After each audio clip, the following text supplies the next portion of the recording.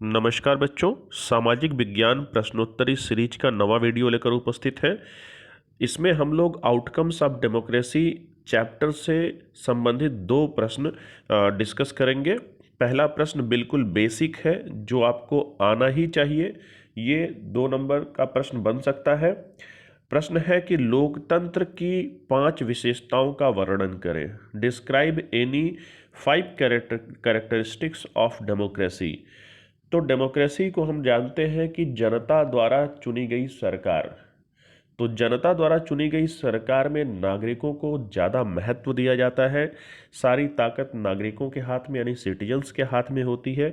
इसलिए जो लोकतांत्रिक सरकारें हैं वो जो कार्य करती हैं वो इन फेवर ऑफ सिटीजन यानी जनता के फेवर में होती हैं।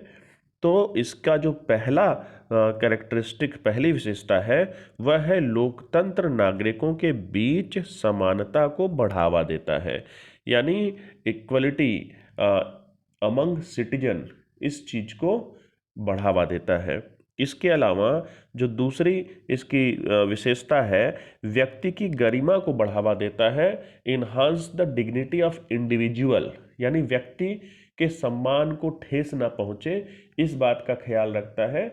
तीसरा है निर्णय लेने की गुणवत्ता में सुधार करना, यानी जो भी डिसीजन मेकिंग का काम होता है उसमें कई नेताओं के जो प्रतिनिधि जनता चुनकर भेजती है उनका उसमें पार्टिसिपेशन होता है और सब लोग मिलकर निर्णय लेते हैं, इसलिए निर्णय में गुणवत्ता झलकती है। इसके अलावा जो अलग जो विशेषताएं हैं, संघर्षों को हल करने की विधि प्रदान करता है। यानी जो कॉन्फ्लिक्ट होते हैं, हमारा समाज, किसी भी लोकतांत्रिक देश का जो समाज होता है वो विभिन्नताओं से भरा होता है। अलग अलग समुदाय, अलग भाषा भाषी लोग, उनकी अलग संस्कृतियां होती हैं, उनकी धार्मिक मान्यताएं अलग अलग होती हैं। तो ये सारे चीज़ें होने के साथ ही कॉन्फ्लिक्ट भी एक स्वतः जन्म लेता है। तो लोकतंत्र क्या करता है कि इन विभिन्नताओं को समायोजित करता है और यदि कोई विवाद, कोई कॉन्फ्लिक्ट इन समुदायों के बीच पैदा होता है तो उस कॉन्फ्लिक्ट को, उस विवाद को समाप्त करने का एक मेथड, एक विधि भी लोकतंत्र प्रदान करता है। यह इसकी विशेषता है लोकतंत्र की।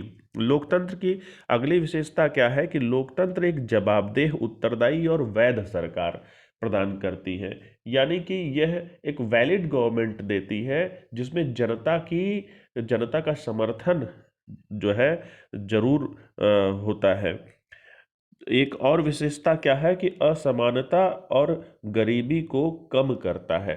तो जो सोशल इनइक्वालिटी है समाज में और जो आर्थिक असमानता है उस चीज को भी लोकतंत्र समाप्त करने का प्रयास करता है।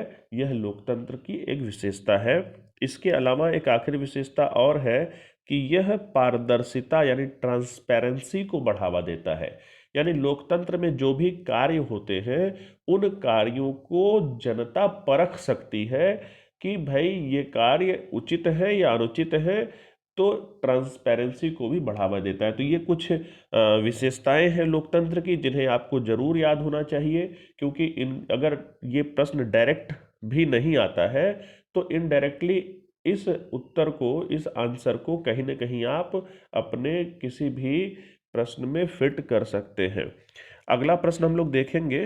ये आंसर जो अगले 2 स्लाइड हैं, ये जो इंग्लिश मीडियम के बच्चे हैं वो इस्तेमाल कर सकते हैं। इन्हें पॉज करके आप इसे नोट डाउन कर लें, इसे याद कर लें। आइए दूसरा प्रश्न देखते हैं बच्चों। दूसरा जो प्रश्न है वह है लोकतंत्र से किस प्रकार के परिणामों की उम्मीद की जाती है। What outcomes are expected of a democracy, यानी लोकतंत्र जनता को क्या देता है। हम किसी लोकतांत्रिक व्यवस्था में यदि रहते हैं तो हम उस लोकतांत्रिक व्यवस्था से क्या उम्मीदें करें कि वो लोकतंत्र हमारे लिए क्या करेगा। यही प्रश्न का सार है। आइए इसके उत्तर को देखने का प्रयास करते हैं।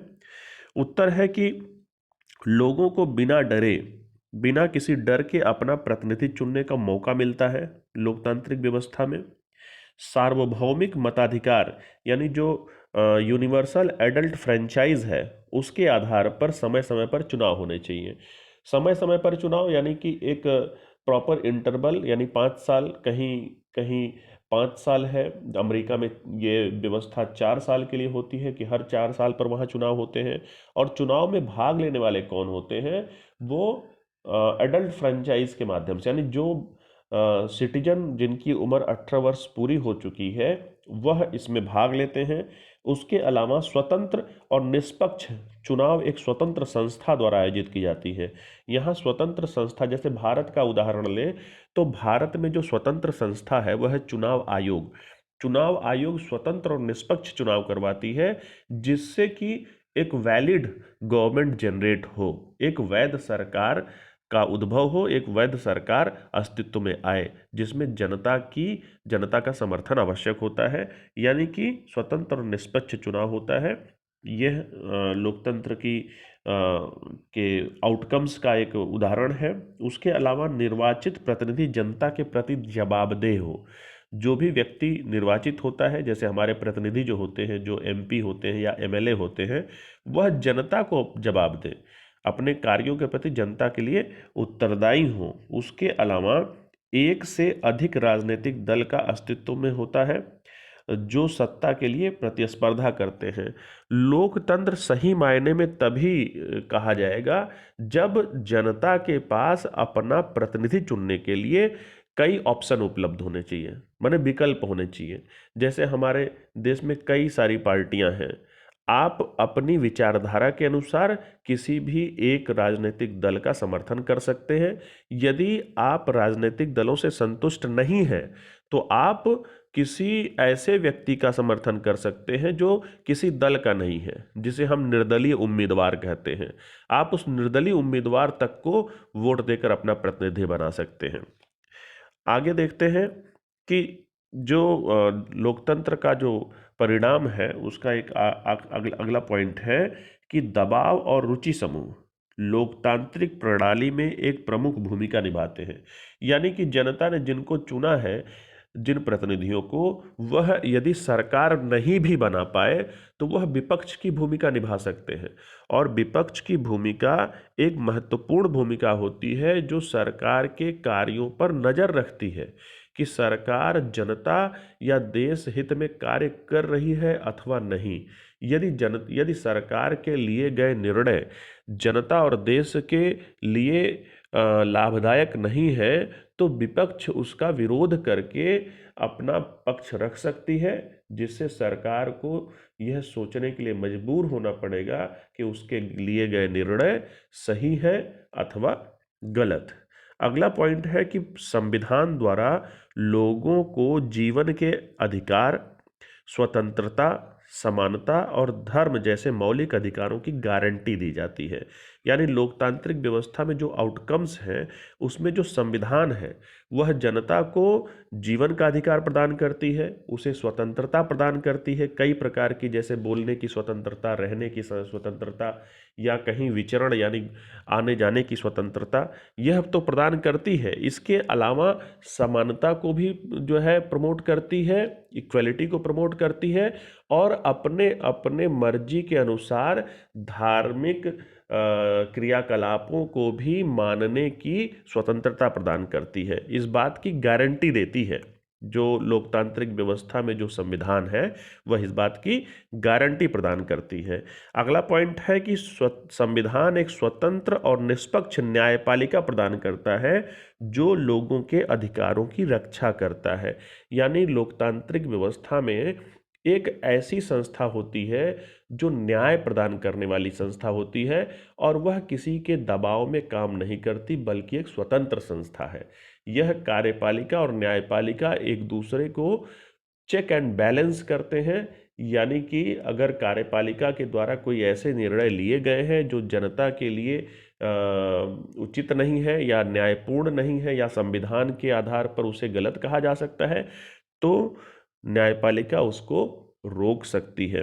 तो इसके अलावा लोकतंत्र में एक मजबूत विपक्ष होना चाहिए, जिसके बारे में भी हमने बात करी, जो संसद के अंदर और बाहर दोनों जगह सरकार पर प्रहरी के रूप में कार्य करे, यानी सरकार कैसा काम कर रही है उस पर नज़र रखें।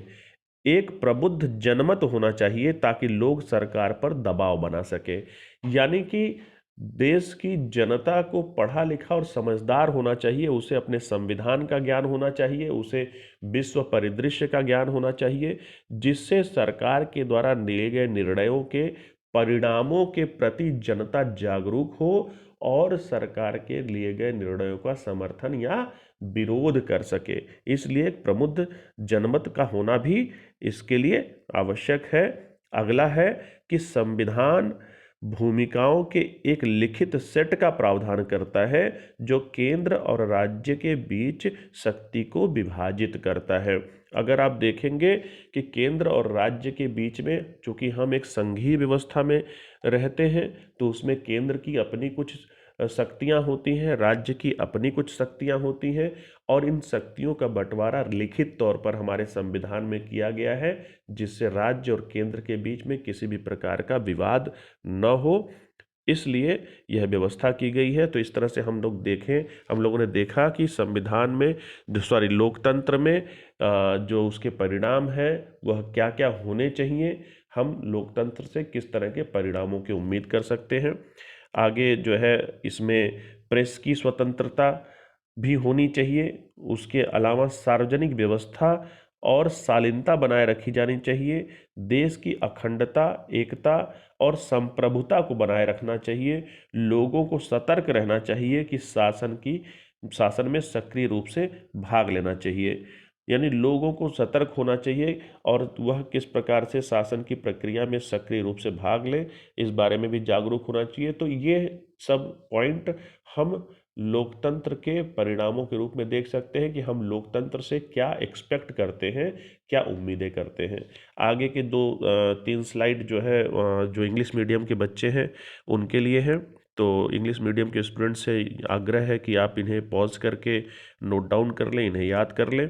तो इस वीडियो में आपने 2 प्रश्न देखे और इन प्रश्नों के साथ ये वीडियो यहाँ समाप्त होता है। आपकी परीक्षाएं आ रही हैं, आप इन्हें ज़रूर देखें, याद करें और अपने मित्रों से भी शेयर करें।